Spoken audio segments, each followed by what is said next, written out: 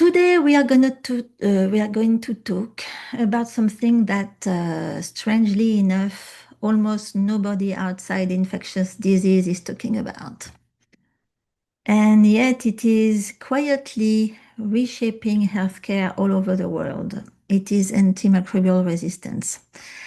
And before anyone starts wondering whether this is going to be another essential oil can replace antibiotics presentation, no, relax, it isn't. In fact, my goal today is much more modest, and I think much more interesting because I simply want to explore a question. Um, what about the question that we've been asking the wrong question? I'm thinking, instead of asking, can essential oils kill a resistant bacteria? What I'm thinking is, can they help us reduce the conditions that create resistance in the first place? You see the difference? So those are two different conversations, and I think the second one deserves a lot more attention. So yeah, I have to quickly present myself for those who don't know me. So my background combines clinical aromatherapy, um,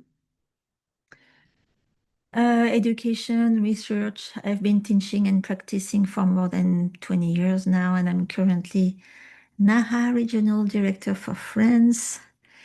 So last year I completed my MIT program in sustainability, which gave me a completely different perspective on antimicrobial resistance. This what led me also to create the Antimicrobial Resilience Network, where we are exploring practical preventive strategies that can complement existing approaches. And so today I'm not speaking only as an aromatherapist. I'm speaking as someone who has been trying to understand how these different fields connect, actually. Okay. So, first, we'll look at why antimicrobial resistance has become one of the greatest health challenges of our time, and why simply developing new antibiotics is no longer enough. Then we'll move to what nature has to offer, and I'll show you what current research already tells us about essential oils, and also why I believe we are only seeing part of the picture. And finally, I'll introduce the framework I've been developing over the past 20 years, AromaSoulTherapy. It is not just about killing microbes, it's about strengthening the terrain so infections become less likely in the first place. And of course, we'll have plenty of time for your questions. So this silent threat, I have numbers. Yeah. Rather than focusing on each number individually, I'd like you to step back a little bit and look at the overall picture. Every one of these figures tells the same story, that we are using more antibiotics. It is huge. We are releasing more antibiotics into the environment. Okay. We have 9,500 tons of antibiotics reaching rivers annually.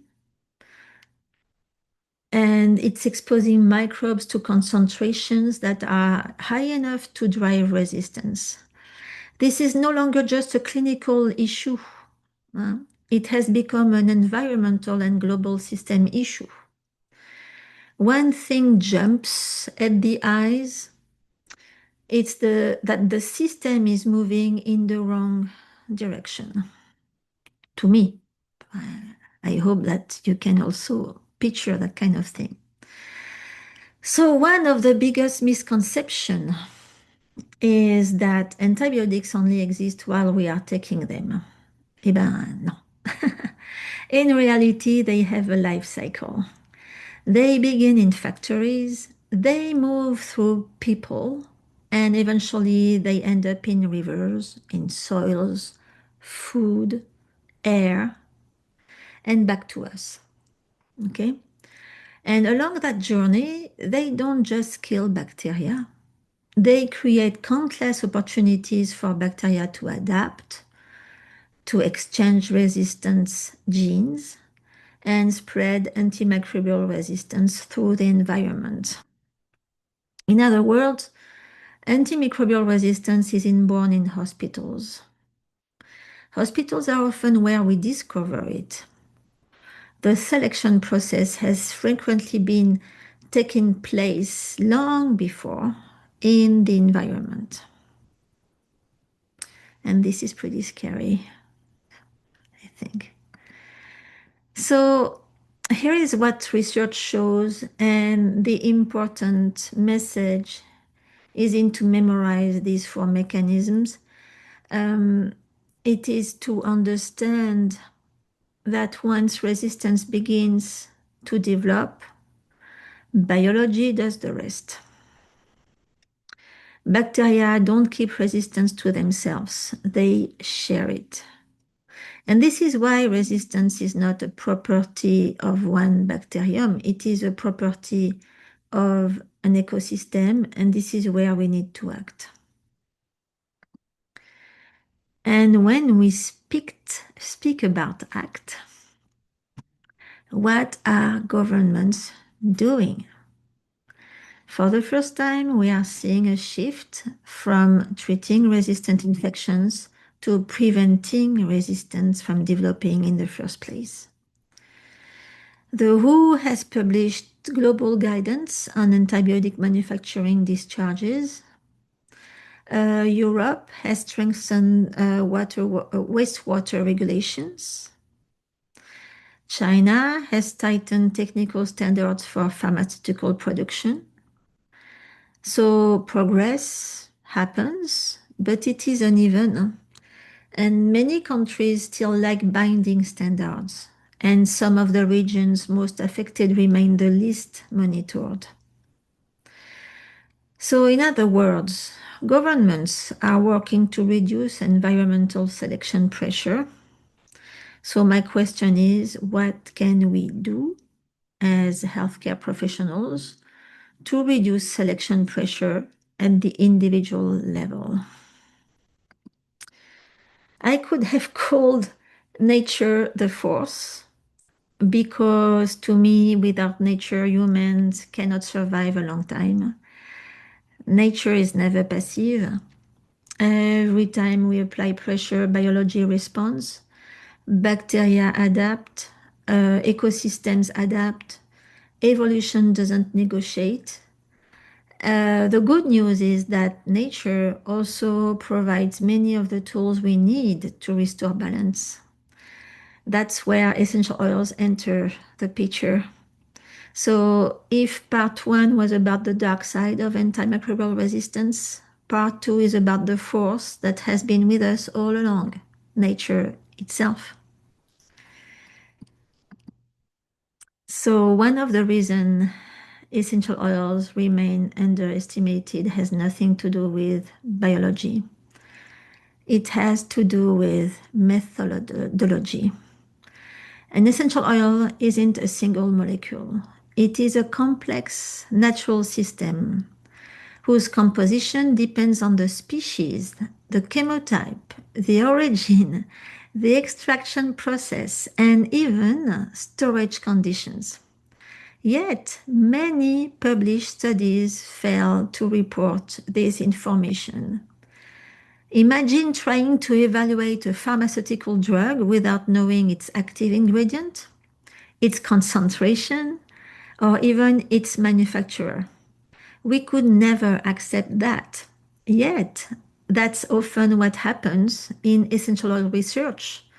And that's exactly why the treats checklist was developed, not to prove that essential oils work, but to ensure that studies are rigorous enough to answer the question reliably. And reliably is not a little word in here. I'm not going to spread myself on the subject, but perhaps we'll come back on it later. I recently had a question during a webinar from a chemist.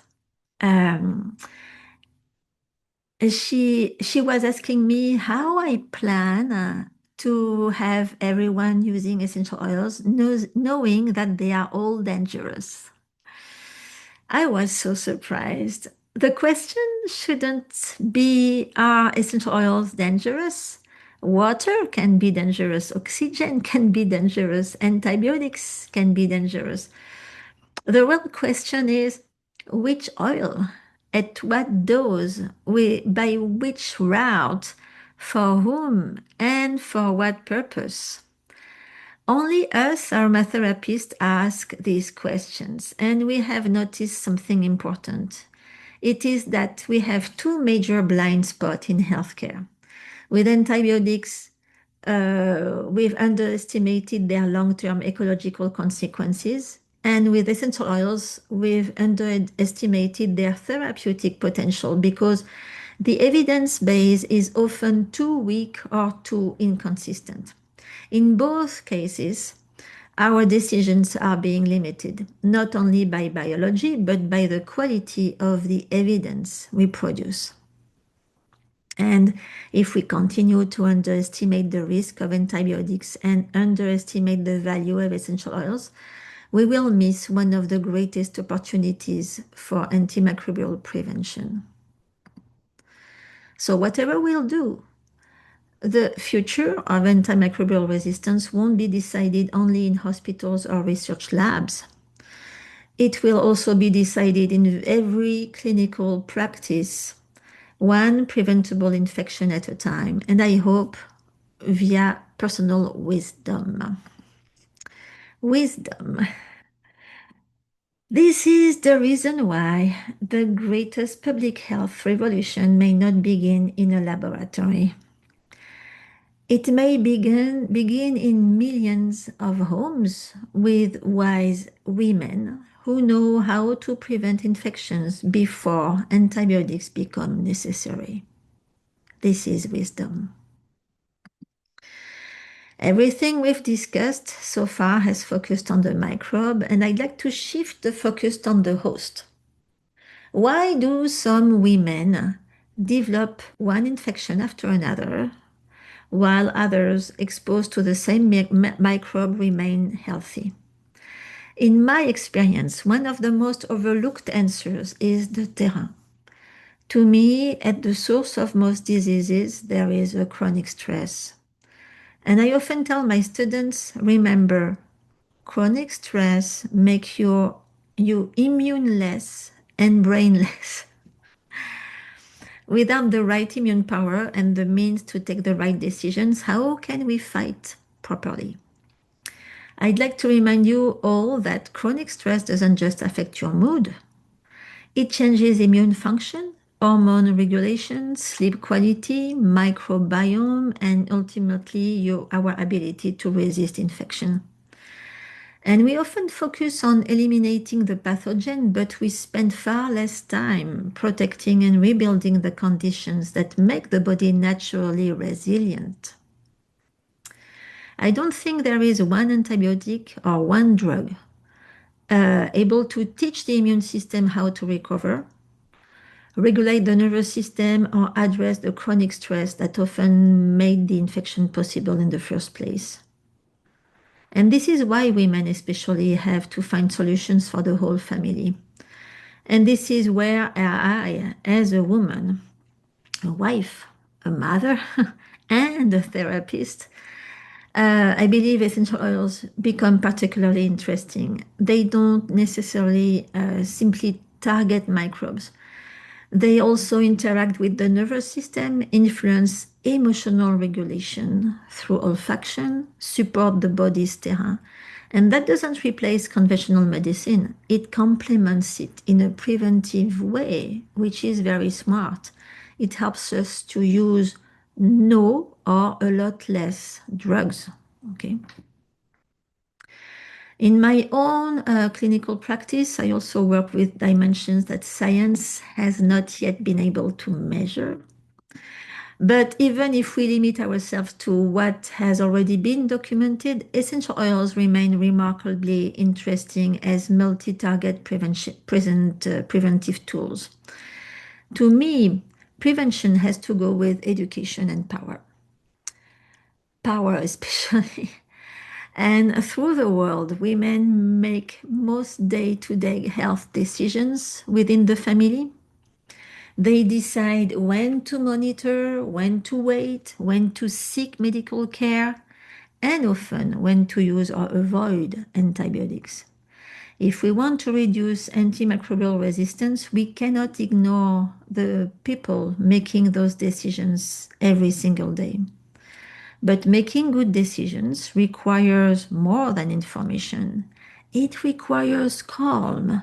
It requires confidence. It requires the ability to regulate stress instead of reacting to fear. And that's why AromaSoulTherapy was designed to do.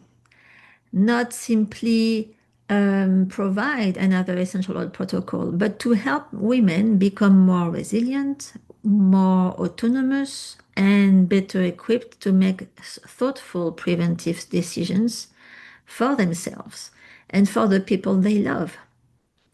I'm not teaching them aromatherapy here. I'm teaching them the proper mindset and to trust themselves.